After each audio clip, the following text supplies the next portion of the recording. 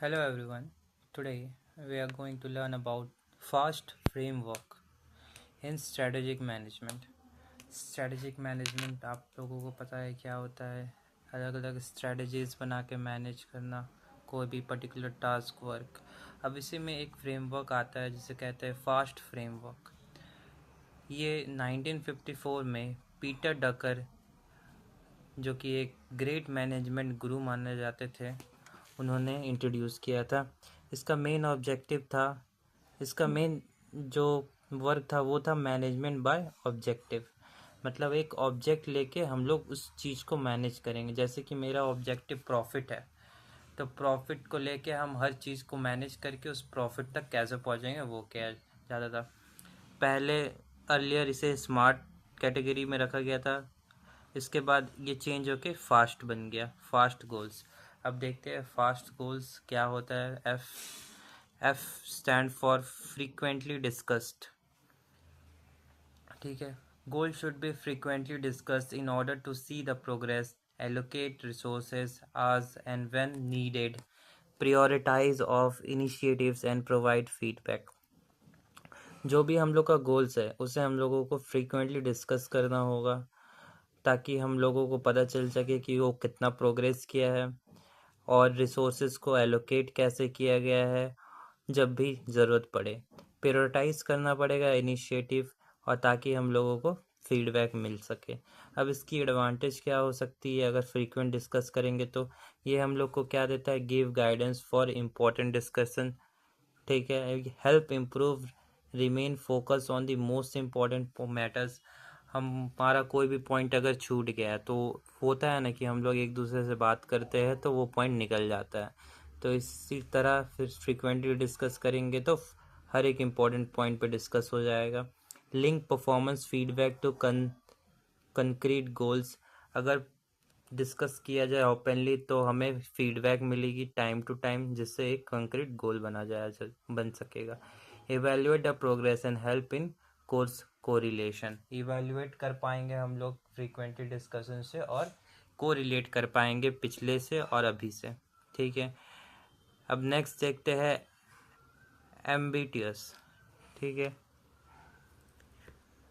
Ambitious goal should be challenging और ambitious but not impossible to achieve. Goals कैसा होना चाहिए? एक चैलेंजिंग होना चाहिए, क्योंकि गोल तो आसान होगा नहीं। हमें इतनी प्रॉफिट अर्न करनी है, हमारा है कि हम प्रॉपरली रिसोर्सेज को यूटिलाइज कर जाए, जीरो वेस्टेज पे आ जाए। तो वो सारी चीज़ें क्या चैलेंजिंग होती है ऑर्गेनाइजेशन और या फिर मैनेजमेंट में। तो वो ऐसा होना चाहिए कि उससे वो अटेनेबल हो, ना कि इम्पॉसिबल हो। अब इसका एग्जांपल क्या हो, इसका एडवांटेज क्या होगा? Motivate performance of individual and team towards goal.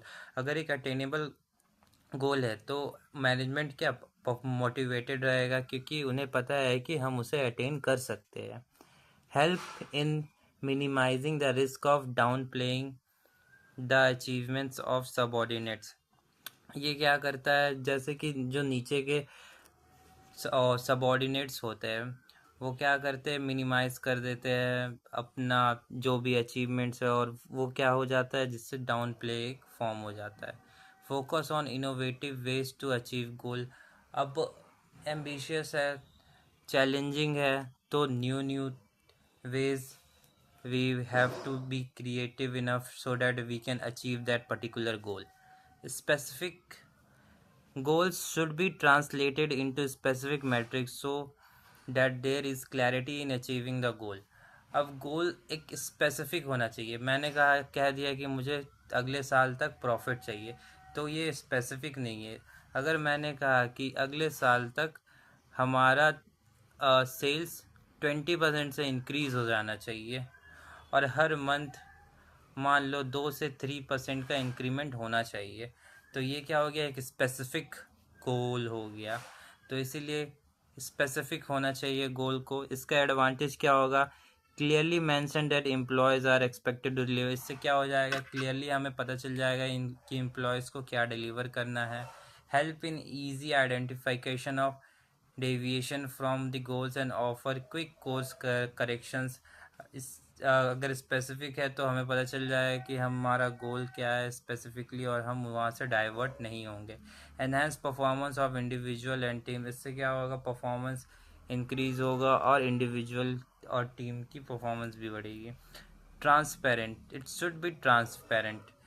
Transparent का मतलब ये होता है कि आर पार देख पाए, सिंपल मीनिंग में। अब गोल्स क्या है, goals should be transparent. It's like अगर यहाँ पे कोई और सब ऑर्डिनेट है, यहाँ कोई ऑर्डिनेट है, इसने जो भी गोल सेट किया है इसके हिसाब, इसको भी एकदम ट्रांसपेरेंटली समझ आना चाहिए कि क्या गोल है।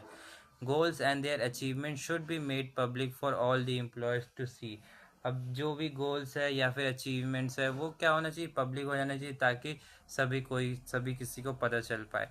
इसकी एडवांटेज क्या होती है, use of peer pressure to perform on goals. अब जब पब्लिक हर चीज़ हो जा रहा है तो ये क्या करेगा, एक पीयर प्रेशर क्रिएट करेगा, जिससे क्या हो जाएगा, मोटिवेट हो जाएगा एम्प्लॉयज़ उस गोल को अचीव करने के लिए, और eventually the goal will be achieved earlier. Example से समझते हैं, जैसे कि अगर आपका कोई फ्रेंड है, उस वो अच्छा पढ़ाई करके हम ज़्यादा मार्क्स ले आता है स्कूल में, तो इवेंचुअली आप क्या करोगे, आप भी मेहनत करोगे कि आपका भी उससे ज़्यादा मार्क्स है। तो ये अगर, क्योंकि रिजल्ट पब्लिक होता है, सेम थिंग यहाँ भी वही चलता है। Clearly showcase the activities and contribution of employees towards goal achievement. Clearly दिखा सकते हैं कि क्या क्या गोल अचीव है। Help employees understand the agenda of other employees and the team.